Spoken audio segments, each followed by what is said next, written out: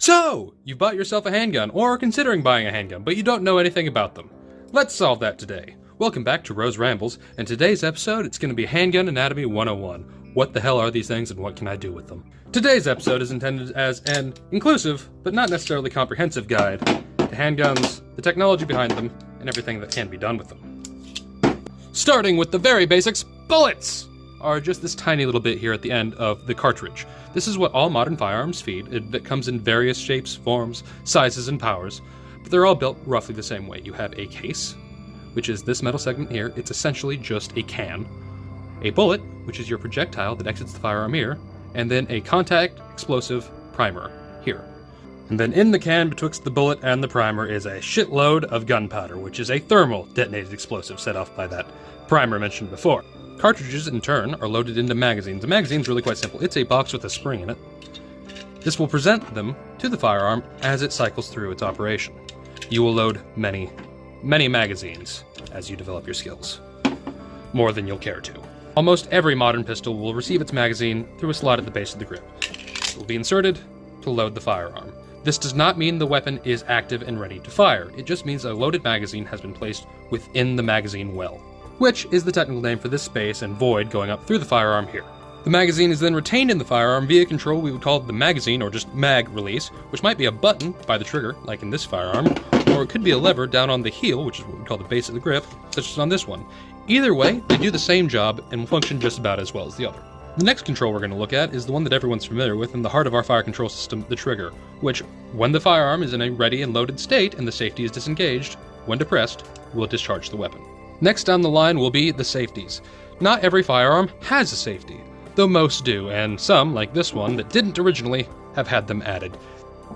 In handguns, most typically a safety will present itself on the left side of the firearm, either up on the slide or on the frame. It can be located in different locations. This one's located on the back, this one's on the front. And then some guns, like this one, appear to have a safety, but do not. This will lock the slide but not prevent you from discharging it when the trigger is pulled.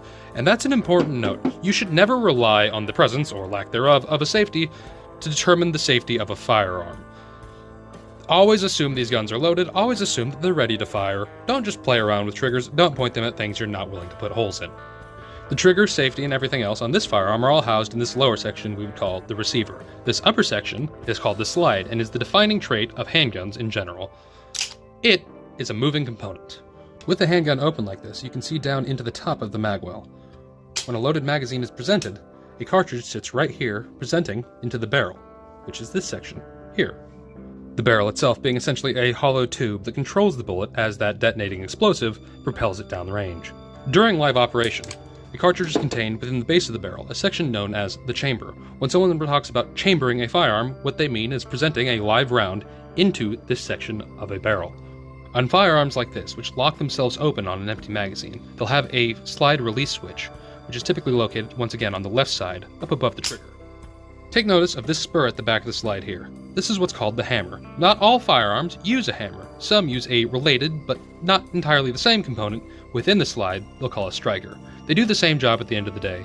People will be pedantic about the differences, however. The hammer's job is, when the trigger is pulled, to hit this pin right here. That pin strikes directly at that contact-sensitive primer at the base of the cartridge. During live operation, when the hammer is released, it would detonate the firearm, causing the slide to automatically retract and load a new cartridge. The hammer can be cycled manually. This is almost universally awkward, but it can be helpful if you have poor grip strength to allow you to cycle the firearm with greater ease. Continuing on to the dangerous end of the firearm, the end of the barrel is what we would call the muzzle, and generally you don't want to see down it. Then lastly, along the top of the firearm, we have our sights. Sights are separated into a front and a rear sight. They come in many shapes and forms. Some are electronic, some are not. Most are not, to be perfectly honest. They work quite simply though. For all the non-electronic kind, the idea will be to line up that front sight within the rear sight. And wherever that's pointed is where your bullets should land. Assuming you don't flinch, which you will. And that pretty much covers the intro to handguns. Tune in next time for us to go over their better cousins, the long guns, which are superior in almost every way, except they're impossible to carry around. Have a good day, everyone.